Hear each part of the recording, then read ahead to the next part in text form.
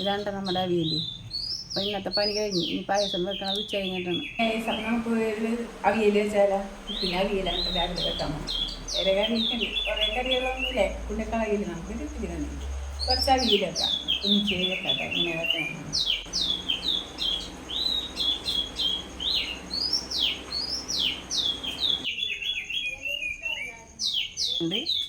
നമുക്ക് കുറച്ച് വെളിച്ചെണ്ണ ഒഴിച്ച് കൊടുക്കാം.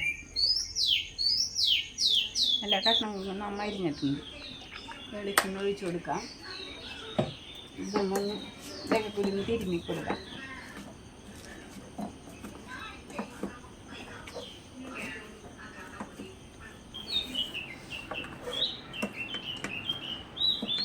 നമുക്ക് കുറച്ച് മഞ്ഞൾപ്പൊടി ഇട്ട് കൊടുക്കാം കേട്ടോ.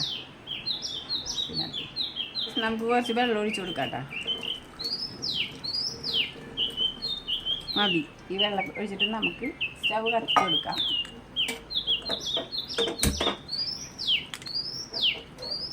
ഇത് വേവട്ടെ കേട്ടോ. അത് ഇവിടെ ഇരുന്ന് നമുക്ക് മൂടി വെക്കാം. അപ്പം നമ്മുടെ അവിയൽ ശരിയായാൽ നോക്കാം കേട്ടോ. നമുക്ക് കുറച്ച് വെള്ളം കൂടി ഉണ്ട്. കുറച്ച് വെള്ളം കൂടി ഉണ്ട് കേട്ടോ. അത് എത്തിക്കോളൂ കേട്ടോ. അപ്പോൾ നമ്മുടെ അവിയൽ ഇറക്കിയെങ്കിലോ ഇങ്ങനെ ഇളക്കിയിട്ടുണ്ടെങ്കിൽ ഇതൊക്കെ ഉടഞ്ഞു പോകും. നമുക്കിത് ഓഫാക്കിക്കൊണ്ടും കുറച്ച് പച്ച വെളിച്ചെണ്ണ ഒഴിച്ച് കൊടുക്കാം. ഇത് വറ്റിക്കോളൂ. അങ്ങനെ ഇരിക്കും. ഇത് നമുക്ക് സ്വല്പം തുറന്ന് ഇങ്ങനെ മൂടി വെച്ച് കൊടുക്കാം. ഇനി അവിയൽ തുറക്കുമ്പോൾ ഞാൻ കാണിച്ചു തരാം കേട്ടോ. അപ്പം ഇത്രയുള്ള ഈ വീഡിയോ. ഹലോ ഗൈസ്, അപ്പം നമ്മുടെ അവിയൽ റെഡിയായി. കണ്ടല്ലോ നിങ്ങൾ, നല്ല രസമുണ്ട് അവിയലിന്. അപ്പം ഈ വീഡിയോ ഇത്രയുള്ളൂ കേട്ടോ.